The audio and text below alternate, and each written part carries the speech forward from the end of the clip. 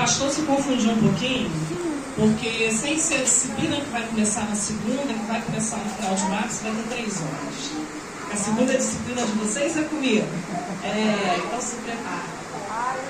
Ele achou que ele ia dar aula aqui igual no seminário. Os seminários são 3 horas. Eu sou tomada conta, não tem jeito aqui não, gente. Aqui é só uma pregação. E o pastor deu um testemunho aqui, e é muito interessante a gente ver, porque é algo que, igual por exemplo o meu do ofertório, né? A gente fala assim, eu estou entregando, eu estou trazendo para Deus. Mas irmãos, tudo aquilo que nós entregamos para Deus é algo que nós já recebemos, que nós já temos. E Deus não fica devendo nada para ninguém. Então o que a gente está vendo aqui, Deus operar na vida do pastor, obrigada, pastor, exatamente por testemunho daquilo que vocês, que a família de vocês fazem para o reino, que é visível para qualquer pessoa que chega nessa igreja. O quanto nós, o pastor falou isso, mas o quanto eu fui ministrada no louvor. O quanto nós vemos o trabalho de vocês pelo reino. E mais uma coisa, pastor. O pastor ficou assustado com a nora. Eu tenho netas chegando. Débora está ali, ó, no forninho. A família está crescendo e a promessa... Oi? Não, estou ficando mais sábia. Tá ali no forninho. A minha família, a minha casa que sempre foi azul, agora tá ficando rosa. Glória a Deus. Queridos, nós vamos ler Êxodo 37. Irmãos, esse tema não é um tema simples da gente trabalhar. Tem muitas coisas que a gente poderia falar em cima desse tema. O melhor exemplo de personagem bíblico seria o próprio Jesus. Porque Jesus era alguém que tinha sabedoria em todos os sentidos. Mas Deus ministrou na minha vida sobre a vida de José. Porque Jesus, você vai dizer o seguinte, irmãos, é 41, desculpa.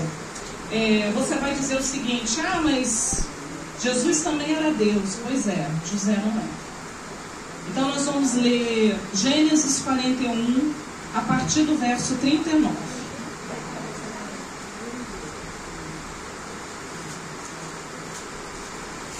Gênesis é facinho de abrir, hein?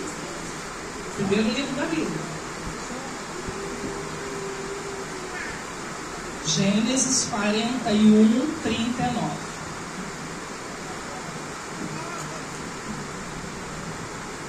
E a palavra de Deus nos diz assim: depois disso, disse Faraó a José: pois que Deus te fez saber tudo isto, ninguém é tão inteligente e sábio como tu. Tu estarás sobre a minha casa, e por tua boca se governará todo o meu povo. Somente um trono eu serei maior que tu. Disse mais Faraó a José: desde aqui te tenho posto sobre toda a terra do Egito. E tirou Faraó o anel de sua mão, e o pôs na mão de José, e o fez vestir as vestes de linho fino, e pôs um colar de ouro no seu pescoço. E o fez subir no segundo carro que tinha, e clamavam diante dele: ajoelhai. Assim o pôs sobre toda a terra do Egito. E disse Faraó a José: eu sou Faraó, porém sem ti ninguém levantará sua mão ou seu pé em toda a terra do Egito. Ó Deus maravilhoso, Senhor, nós te louvamos por esses momentos que nós já temos vivido diante de Ti. Ó Pai, nessa hora nós colocamos diante de Ti esta palavra. Que o Senhor possa estar ministrando sobre as nossas vidas. E aquilo que é a Tua vontade na eternidade se cumpra essa noite no meio da Tua igreja. Nós oramos no nome de Jesus. Irmãos podem sentar. Irmão, sabedoria emocional. O Daniel já iniciou um pouquinho de algo que nós até estudamos no seminário. Nós estudamos saúde integral. Nós somos um ser humano que nós somos formados por 3 partes. Nós somos corpo, alma e espírito. E não tem jeito de andar separado. Quando uma coisa não está boa, inevitavelmente vai afetar a outra. E se vocês vêm tendo culto, já 12 cultos, esse é o 12º? Esse é o 12º. Vocês já têm visto o quanto que uma coisa está diretamente ligada à outra. Se as nossas emoções não estiverem em dia, o nosso corpo adoece, o nosso espírito adoece. E o contrário também acontece. Então é algo que a gente tem que estar sempre muito preocupado, porque o cristão, de uma maneira geral, nós vivemos neste mundo terreno, que está aqui esse barulho de chuva atrapalhando vocês de prestarem atenção no que eu estou dizendo. Mas neste mundo físico, neste mundo geográfico, existe um mundo espiritual, que não é visível aos nossos olhos, mas ele existe. E nós não podemos ignorar isso. A gente vem à igreja, tem esse momento de louvor abençoado. Você pode estar cansado, você pode estar triste, você pode estar aborrecido. Não tem como você sair do mesmo jeito que você entrou, depois de passar por um período de louvor. Por quê? O teu corpo pode estar cansado, mas o ambiente espiritual onde você entrou mudou. Então por isso que nós devemos valorizar tanto esse espaço, a igreja onde nós fomos plantados. A camisa da irmã fala sobre isso. Floresça aonde você foi plantado. Me chamou a atenção porque eu estava sentada ali. A gente precisa florescer onde nós fomos plantados. E para isso nós precisamos ter sabedoria emocional. Porque José era uma pessoa que tinha sabedoria emocional. Primeira coisa, José tinha raízes. Ele tinha identidade, ele sabia quem ele era. Irmãos, quando nós sabemos quem somos, não importa o que vão dizer a nosso respeito. Nós somos seguros de quem nós somos. Não importa se vão apontar o dedo para você, se vão falar da tua família, do teu trabalho, não interessa. Eu sei quem eu sou. Eu sou filha de Deus. Eu sou filha do rei. Eu fui resgatada por ele. Ele me amou primeiro, ele deu a vida dele pela minha vida. Quando eu tenho essa certeza de quem eu sou, eu só me preocupo com o que Deus diz a meu respeito. E José era esse menino. Ele nasceu numa casa que ele era o 11º filho. Ele era o filho de número 11. O pai amava muito. Mas qual as chances desse menino chamar muita atenção num lugar com 11 filhos? Quase nenhuma. Mas ele sabia quem ele era. Eu sou filho de Jacó e eu sou filho de Raquel. E Raquel não era qualquer uma. Raquel era a mulher que o pai dele amava muito. E aí nesse período aí, ele ganha um irmãozinho, que é Benjamim. Oh, que bênção, né? A família está crescendo, eu sei quem eu sou, eu sei de quem eu sou filho, eu sei de quem eu sou neto. José sabia das promessas que havia sobre os patriarcas, sobre a casa dele. Ele tinha segurança de quem ele era. E aí as lutas na vida desse menino começam. Porque quando nasce o irmãozinho querido, porque afinal de contas os outros 10 irmãos que ele tinha eram irmãos misturados. Eram irmãos por parte de pai. Mas não era irmão da mãe dele, da Raquel. E aí nasce Benjamim, que benção. Agora eu tenho um irmãozinho que é da minha mãe. E a mãe dele morre. É o primeiro luto desse menino, novinho, rapazinho. Primeiro luto dele. Mas a Bíblia não diz que ele chorou, a Bíblia não diz que ele lamentou. Ele pode até ter chorado. Mas isso não destruiu os sonhos de José. Isso não destruiu a certeza que tinha no coração dele. Irmãos, entendam uma coisa. José era um cara que tinha equilíbrio emocional, não é porque ele era o cara, é porque ele sabia quem ele era. Aleluia. E o que nos mantém de pé, o que nos guia, o que nos sustenta, é saber quem nós somos. E se você disser para mim assim, ah, pastora, eu sei quem é meu pai, mas o meu pai não cuidou de mim, ou meu pai isso, ou meu pai aquilo, que a gente escuta muito isso. O meu pai, por exemplo, está na eternidade, mas o meu pai se converteu no final da vida, nos últimos dias da vida dele. Meu pai não foi uma pessoa fácil, mas aquilo que nós fazemos para Deus, que eu falei aqui com o pastor, falei com a esposa do pastor, o Senhor nos honra. Então o Senhor honrou a minha vida, honrou a vida da minha mãe, com uma vida inteira no Evangelho. O Senhor salvou meu pai. Mas independente disso, eu tenho um pai no céu, que eu falo com ele a hora que eu quiser, o momento que eu quiser. Eu falo com ele deitada, sentada, ajoelhada, andando pela rua, trabalhando, cozinhando, fazendo os afazeres da casa. O meu pai do céu está sempre disposto a me ouvir. Então não importa a sua realidade aqui, terrena. Você tem que saber qual é a sua realidade celestial. Então José, ele tinha um bom pai aqui, mas ele também sabia que tinha um pai no céu. O mesmo pai que guiou Abraão, que guiou Isaac e que estava guiando o pai dele nessa jornada. Então ele era uma pessoa que tinha identidade. Ele sabia quem ele era. E aí nasce o irmãozinho dele. Ele tem essa dificuldade aí que a mãe morre. E a palavra de Deus nos diz que José era um sonhador. ele teve sonhos. E os sonhos que José tinha eram promessas, eram profecias da parte de Deus. A Bíblia não nos diz se José entendeu claramente aquele sonho. Mas se lá na frente ele interpreta sonhos, alguma noção ele teve daquilo que Deus estava falando com ele. E aí ele tem 2 sonhos, e os sonhos são muito claros, que havia promessa, que havia profecia sobre a vida dele. Meu querido, é aquilo que eu falei para vocês têm que saber quem vocês são. Ninguém nasce por acaso. Quem acredita que nasceu por acaso? Ah, me disseram que eu fui um acidente de percurso. Isso não existe. Porque quem dá o fôlego de vida quando a gente nasce é Deus. Então se você nasceu e se você está vivo depois de uma pandemia, depois de tanta coisa que aconteceu aí, é porque tem projeto sobre a tua vida. E qual é o projeto? E qual é o propósito do Senhor sobre a tua vida? Não sabe? Então pergunta para Ele. Tem alguma coisa que você faz especial? Tem algo que você faz que é diferente do outro? Observa. E talvez vai ser com isso aí que você vai ser usado no reino. Então ele sabia que tinha propósito para a vida dele. Irmão, sonho, propósito nos sustentam. Porque às vezes você está desanimado, e desânimo nós temos todos os dias. Cansaço nós temos todos os dias. Mas o que nos faz levantar para ir trabalhar? Boleto, não é? Boleto não faz a gente levantar todo dia para ir trabalhar? Claro que faz, é um incentivo enorme.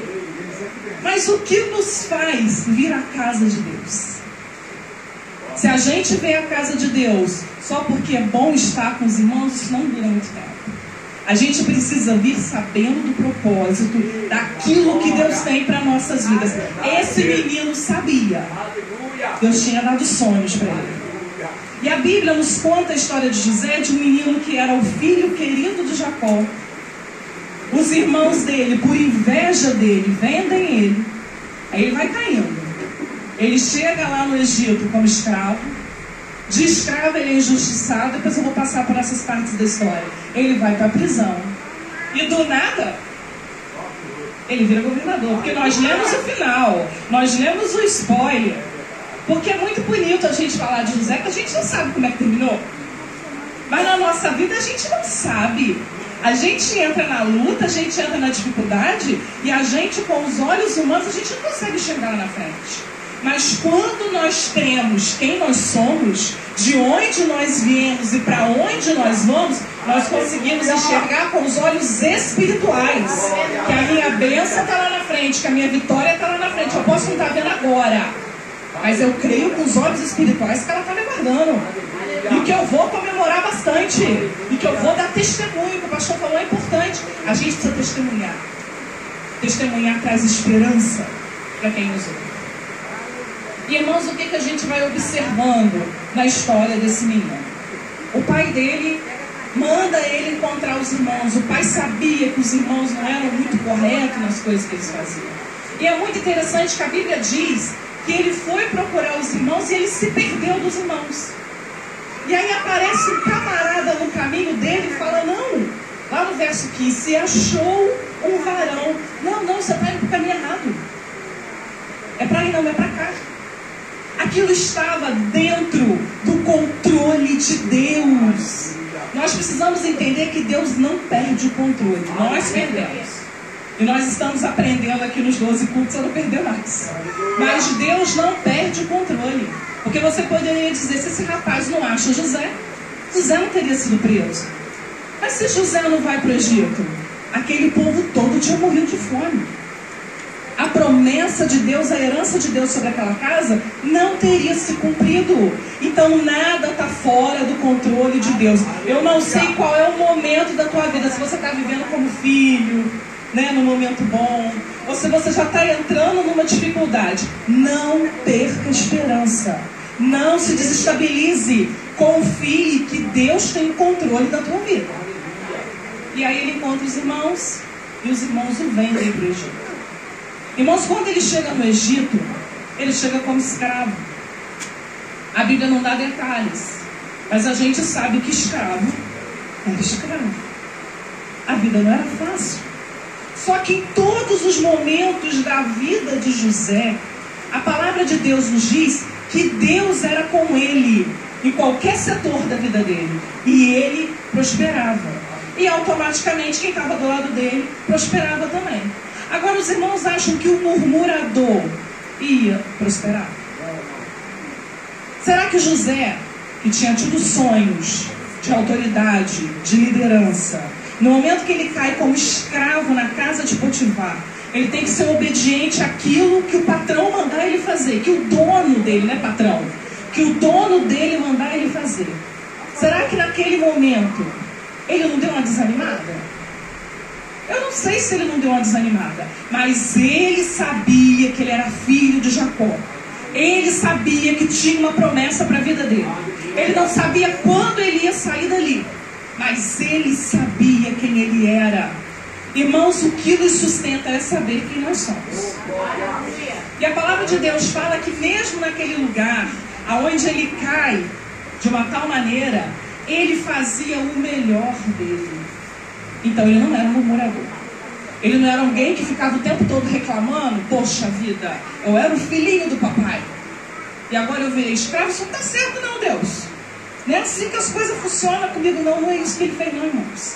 Ele confiou na promessa. Ele permaneceu. E tanto fez que ele recebeu o cargo de confiança no lugar onde ele estava. Potifar confiava nele. Ele se tornou chefe dos escravos. Ele prosperava num ambiente que você não consegue imaginar prosperidade num ambiente desse. A casa daquele homem prosperou com as atitudes de José. Aleluia. Aí, irmão, José ficou confortável. Afinal de contas, eu era escravo. Agora eu sou chefe dos escravos. Pô, melhorou. Né? Acho que é isso que Deus quer para mim. Essa liderança que Deus quer. Porque já tem uma galera aqui que eu estou liderando. Beleza. Toda vez que nós estamos confortáveis, o Senhor dá uma sacudida na vida da gente. Começa a balançar, porque senão você não sai dali. Porque senão você encosta ali e ali você fica. Não, aqui tá bom pra caramba. Não, já recebi minha bênção. A bênção de José não era ser chefe de escravo. Deus tinha muito mais para a vida daquele homem. E aí Deus sacudiu o ambiente. A diferença do sacode de Deus é a postura que você toma quando a coisa acontece. O que você faz quando tem um sacode na tua vida? Quando você acha que tem um louvor antigo, que é claro que eu não vou cantar, que ele diz assim: mas parece que um furacão me alcançou. Tem um louvor que fala sobre isso. Eu cantei muito isso quando eu perdi meu primeiro filho. Eu cantava muito esse louvor. Esse louvor ministrava dentro de mim, porque às vezes você não consegue orar. Você só consegue cantar e colocar diante de Deus aquilo que você está vivendo. Mas o que Deus faz e o que você faz com esse momento de dor? E aí, José é tentado, é provado. A mulher de Potifar tenta José. Só que José, irmãos, ele toma a decisão de que um servo de Deus tomaria. Ele não toma a decisão de qualquer um, não. Porque quando ele diz para ela que ele não ia trair o dono dele, o dono da casa, ele também diz que não faria isso com Deus. Por que ele não faria isso com Deus? Porque ele sabia de quem ele era filho. Ele sabia que ele estava numa terra estranha, com gente esquisita, mas que ele não estava sozinho. O Daniel, quando orou aqui, ele citou o Salmo 91. Deus dá ordem aos teus anjos a meu respeito, a teu respeito, a nosso respeito. Porque nós somos a galera do Salmo 91 que habita no esconderijo do Altíssimo. E à sombra do Onipotente nós descansamos. Isso nos dá equilíbrio emocional. Davi não tinha escrito isso, Davi não existia. Mas dentro do coração de José isso queimava. Parece que eu estou sozinho, mas eu não estou sozinho. Irmãos, essa segurança nós temos que ter todos os dias. Amanhã é dia de uma luta, né? Domingo é um desafio vir à igreja. Porque às vezes a gente vem na igreja, fica olhando a hora e fala: gente, eu tenho que dormir cedo para acordar cedo. Mas a gente sai daqui cheio de esperança para enfrentar a semana que vai começar. Aquilo que vai se levantar no local de serviço contra nós. E se nós sairmos daqui com a certeza de quem nós somos e de que nós não andamos sozinhos, nós vamos ser prósperos como José. Nós vamos vencer a tentação como José. Porque na hora que a tentação vier até você, você vai falar: não, não é isso que o meu Deus quer. Eu sou fiel ao meu Deus. Eu sou fiel àquilo que Ele plantou dentro de mim. E graças ao fato de ser correto, de ser íntegro, ele foi preso. Aí agora deu, né? Agora eu desisto mesmo, Deus. Agora não dá mais não. Porque veja bem, eu fiquei quieto. Fiz a coisa certa. E aí chegou lá, virei chefe. E eu tô fazendo tudo certinho, vou preso. E vou viver lá no meio daquele pessoal de índole ruim, de caráter ruim. A Bíblia não diz que José reclamou. A Bíblia diz que na prisão ele fez o que tinha que fazer tão bem, ou melhor do que teria que fazer, que ele se tornou chefe dentro da prisão. Tudo dentro da prisão foi confiado na mão desse menino. E a palavra de Deus diz que Deus era com ele. Todo o ambiente onde José pisava, aquele ambiente ficava diferente. Irmãos, como fica o ambiente quando nós entramos nos ambientes? Será que nós somos pessoas que a gente muda o ambiente? Ou o ambiente nos muda? O ambiente não mudava José. Não importava a posição que ele estava, porque ele tinha sabedoria emocional. E por que ele tinha sabedoria emocional? Ele sabia quem ele era. Ele sabia que tinha propósito sobre a vida dele. Ele sabia que ele não estava sozinho. Mas entendam algo. José não murmurou, mas José não encostou. Porque apareceram dois homens lá, o copeiro e o padeiro, com sonhos. Ele interpretou os sonhos. Ele deu a interpretação e ele avisou para o copeiro: ó, você vai retornar. Mas quando você chegar lá, lembra de mim. Fala lá para o faraó: ó, tem um rapaz bom lá na prisão, menino bom. Ele não fez nada de mal. Ele é correto. Pô, não dá para dar um emprego para ele aqui na cozinha também, não? Foi o que José pediu. Poxa, não custa nada, eu vou lá lavar um prato, né? Lavar o cálice lá de faraó. Não, eu lembro de você sim. Só que a Bíblia diz que o copeiro esqueceu de José. Gente, quem é que esquece um negócio desse? Você está sendo condenado à morte. Alguém chega perto de você e fala: Deus manda te dizer que daqui a 3 dias você vai retornar em honra para o lugar onde você estava. E ele esqueceu? Como assim ele esqueceu? Ele esqueceu porque eu falei lá no início da mensagem que Deus tem tudo sob o controle. Irmãos, era necessário esses processos na vida de José.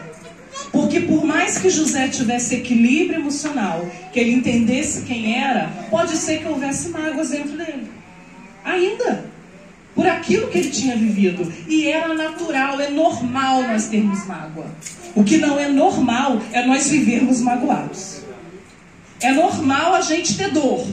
Não é normal você viver com dor. Isso não é normal. Eu lembro de um amigo nosso que sofreu um acidente de carro. Ele teve problema no rosto. Nós fomos lá um dia antes dele operar. E ele falou comigo assim: eu tô com muito medo, tem muitos anos isso. Eu tô com muito medo de ter dor. Aí eu falei com ele: mas dor não dura pra vida inteira, senão você morre. A dor, ela tem um tempo e ela passa. E ele falou pra mim: você sabe que quando eu operei eu não pensava em outra coisa e ela passou?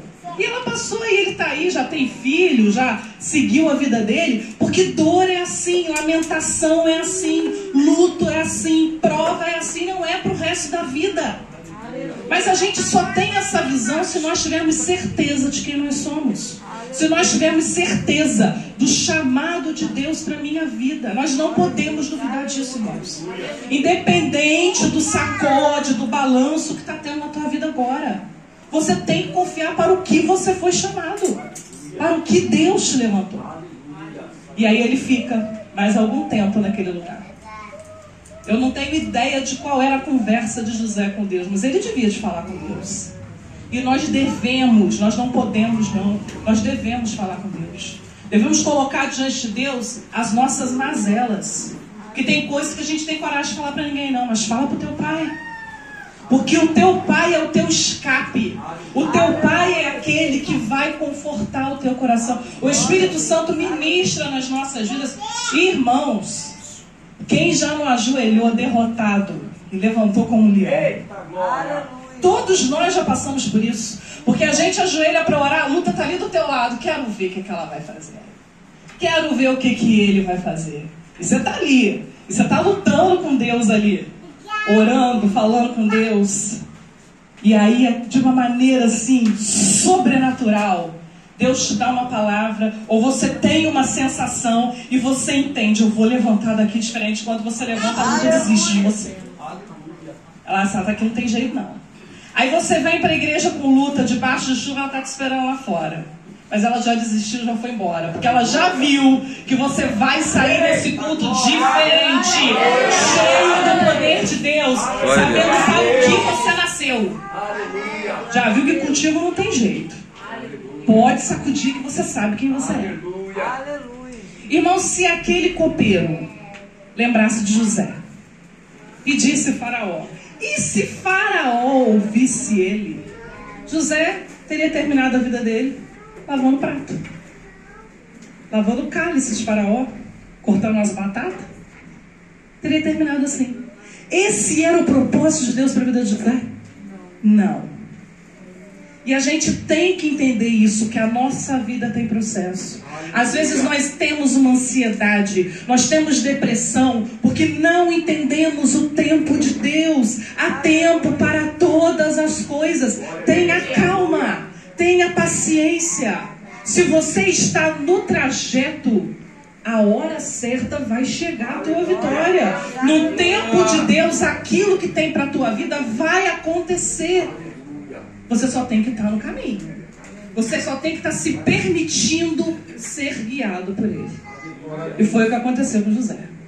E aí, num determinado momento, Faraó tem um sonho. E aí era um momento importante. Aí era um momento decisório. Porque José não ia chegar lá como qualquer um. Ele ia chegar como o cara que resolveu o problema de Faraó. Ele não ia chegar como o coleguinha do copeiro. Ele ia chegar como o cara que resolveu o problema de Faraó. E ele chega naquele palácio. E é esse texto que nós lemos. Faraó fica impressionado, porque veja bem, José, ele fala o problema e ele dá a solução. E para que ele deu a solução? Porque ele poderia imaginar, eu vou falar, fazer meu serviço e vou voltar para a prisão. Mas não, ele não tinha essa preocupação. A preocupação dele era, se eu posso ser útil, se eu posso abençoar, eu vou abençoar. Esse é o coração de uma pessoa que tem um mínimo de equilíbrio emocional, que sabe que tem propósito, que sabe quem é. Eu vou repetir isso a mensagem inteira, porque você pode esquecer toda a história de José, mas você tem que sair daqui sabendo quem você é e o propósito que tem para a tua vida. E ele se torna governador do Egito. A palavra de Faraó para ele é o seguinte: abaixo de mim tem você. Ninguém faz nada nesse lugar. Ninguém levanta a mão, ninguém levanta o pé, se você não autorizar. Irmãos, a posição de José como governador livrou da fome o mundo todo. Porque, gente, Egito não era Vila Isabel, não. Ou Paraíba do Sul, ou Três Rios, não. Egito era o império da época, do mundo. Do mundo. Quando ele cria, quando ele cuida, para que haja mantimento na época dos 7 anos de escassez, todo o mundo ia lá atrás de mantimento. O Egito ficou riquíssimo com a forma como José governou. E quem é que chega lá para pedir alimento para José? Ninguém sabe, né, da história. Os amiguinhos, os irmãozinhos dele. Os 10 irmãozinhos dele. Que Benjamim, o pai não deixou sair, que o pai não era bobo, né? Largou Benjamim em casa. Mas os 10 bonitinhos que venderam ele apareceram lá. E é muito interessante a gente ver aquilo de Deus se cumprindo na tua vida. Eles se prostram, eles se ajoelham diante do governador do Egito, porque eles não reconhecem José. E José lembra do sonho, aonde os feixes de trigo se curvavam diante dele. E naquele momento Deus fala com José: aí, meu filho, a profecia se cumprindo na tua vida. Demorou, meu filho, demorou. Mas você foi preparado para chegar neste posto. É processo, irmãos. É processo. Deus usou aquele homem para preservar a família dele. Deus usou aquele homem para preservar as nações em volta do Egito. Deus usou aquele homem para preservar o Egito. Os irmãos imaginam a mulher de Potifar indo lá pedir um pouco de trigo para José? O que a gente ia fazer para o seu não? Você me prejudicou. Não, isso aí é justiça. Entendeu? Isso aí é justiça. Mas José não fez isso, irmãos, porque o emocional dele estava em equilíbrio. Ele tinha sabedoria. Ele sabia que aquilo que Deus tinha para a vida dele era muito mais do que as outras pessoas fizeram em torno dele. E aí ele tem um encontro com os irmãos, ele se mostra para os irmãos e tal. E depois que Jacó morre, porque depois eles vão para o Egito, depois vocês leem a história toda lá, que eu vou contar a história toda não. Quando Jacó morre, os irmãos chegam diante dele com medo. Fala, bem, agora que meu pai morreu, você vai matar a gente. E ele diz para eles, olha, o mal que vocês fizeram para mim, Deus transformou em bênção, para que a nossa geração não fosse morta. Havia uma promessa sobre aquela geração. E José foi a pessoa usada para isso. Qualquer um daqueles meninos podiam ser usados. Eram filhos de Jacó. Mas se Deus escolheu José, José tinha um posicionamento. José tinha uma postura diferente. Irmãos, o Salmo 69, eu não vou ler o Salmo 69, anota aí no celular, anota aí na Bíblia. Vocês vão ler em casa. É um momento de luta de Davi. E ele mostra nesse salmo momentos de que ele está se sentindo sufocado, que ninguém está ouvindo ele, que ele está se sentindo injustiçado, que ele está sentindo culpa, que ele não está sendo compreendido. Todos esses sentimentos são sentimentos naturais do ser humano. Porque toda vez que alguma coisa nos afronta, ou que pessoas nos afrontam, nós temos essa sensação. Tem um outro louvor também que eu não vou cantar, que fala que às vezes a gente acha que Deus está em silêncio. Mas silêncio de Deus também é resposta.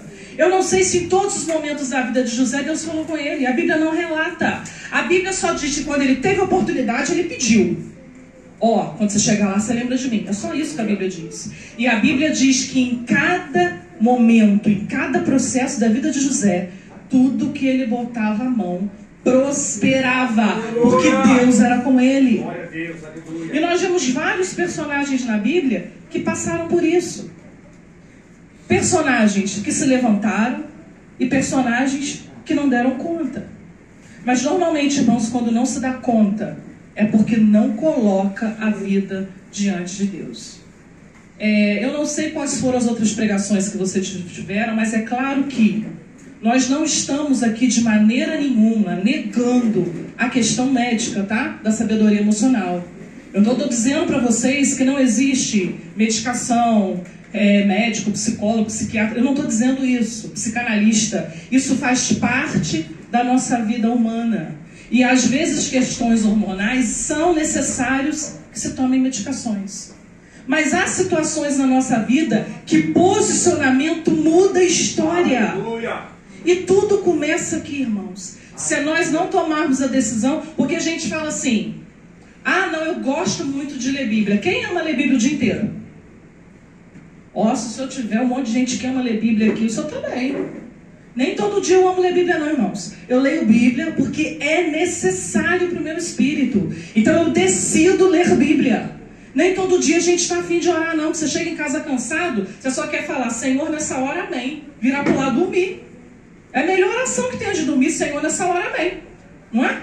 Mas você sabe o quanto aquilo é importante. Então você vai lá e ora. São decisões que você toma com a sua emoção, com a sua parte cognitiva. Se você deixar só a vontade, você não faz aquilo que é da parte de Deus. Nós precisamos decidir. Então hoje é um dia de você decidir fazer diferente.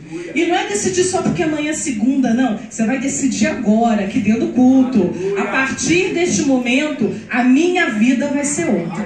A minha vida vai ser diferente. Irmãos, as estratégias de José para ter sabedoria emocional. Ele era sonhador. E não é sonhador, esse sonhador sem motivo, não. Não, eu acredito que Deus vai me dar uma casa na praia. Que bom que você acredita nisso.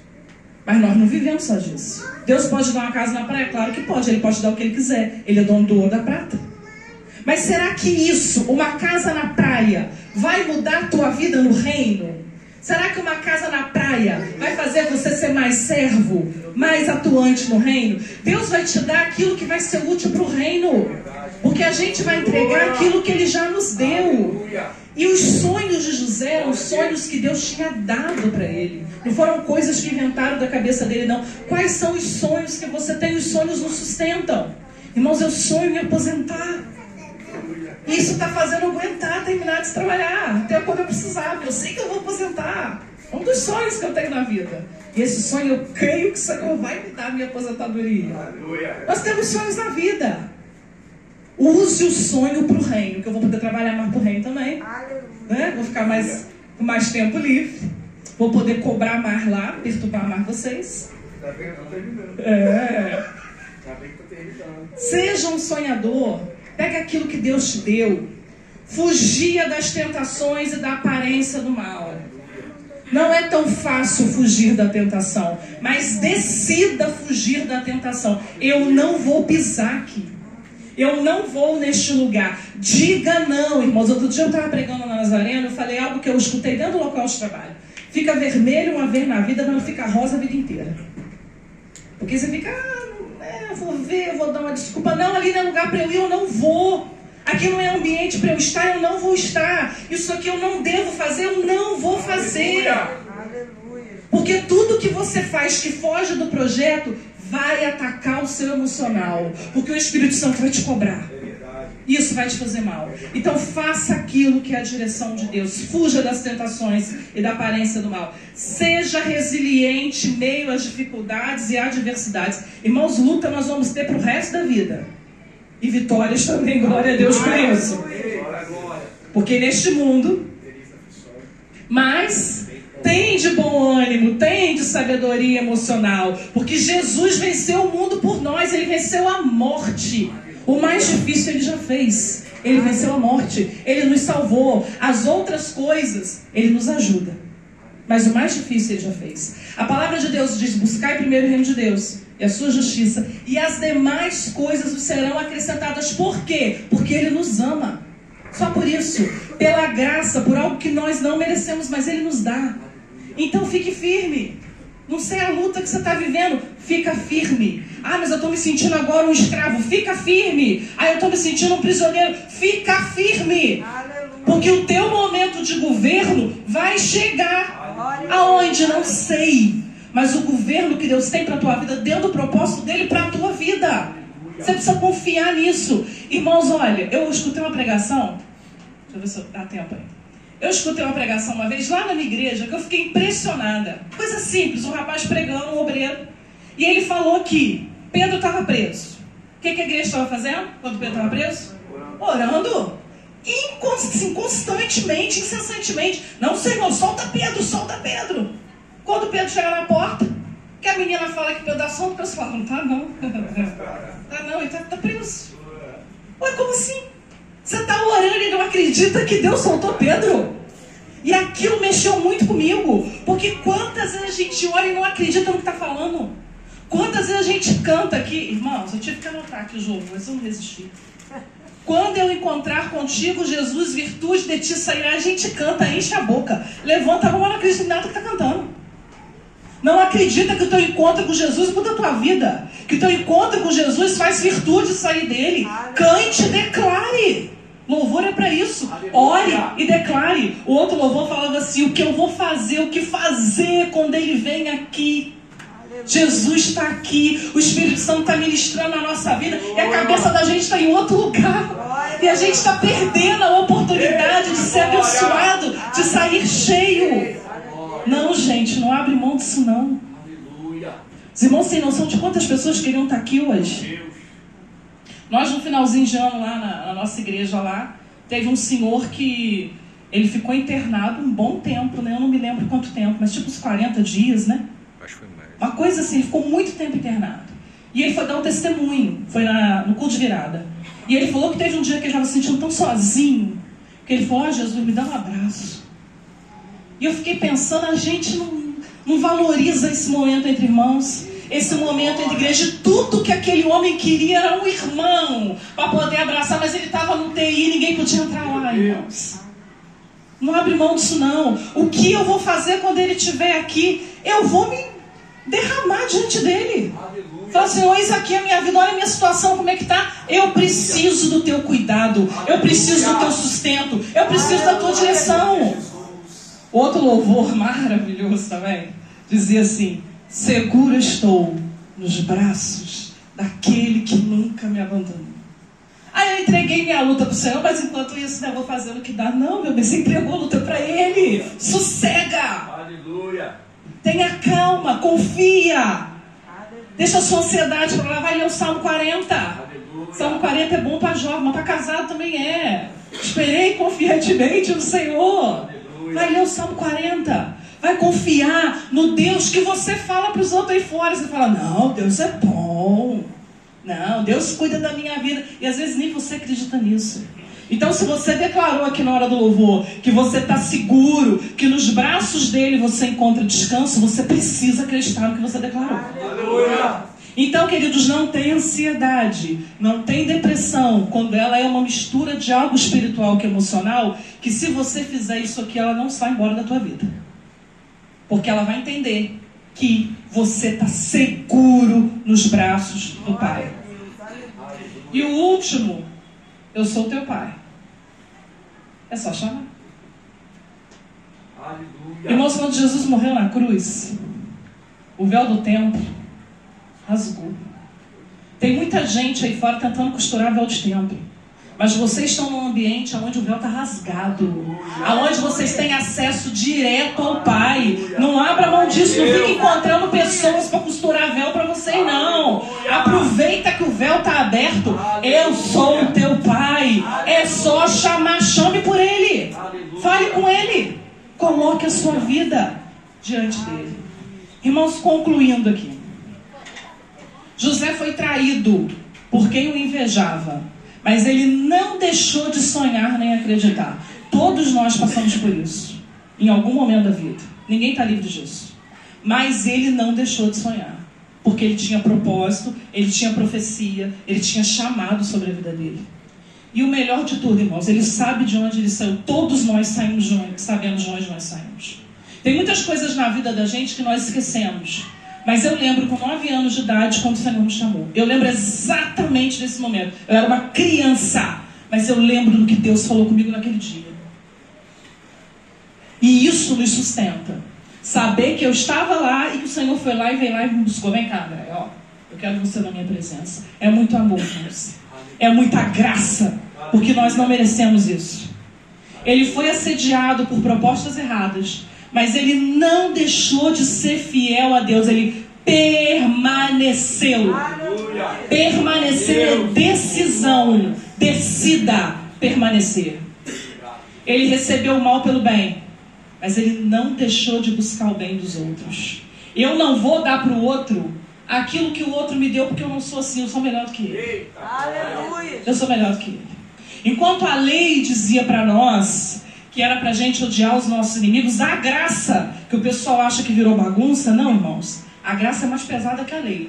A diferença é que a graça, o Senhor nos dá condições de termos a graça. Ele nos proporciona isso, porque o Espírito Santo agora está dentro de nós. Então ele vai nos moldando. A graça diz para eu orar pelo meu inimigo. É isso que a graça nos diz. Então ele não pagou mal com mal. Ele pagou mal com bem. E Deus via isso. E Deus honrou isso na vida dele. Esquecido por quem o ajudou. Glória a Deus por isso.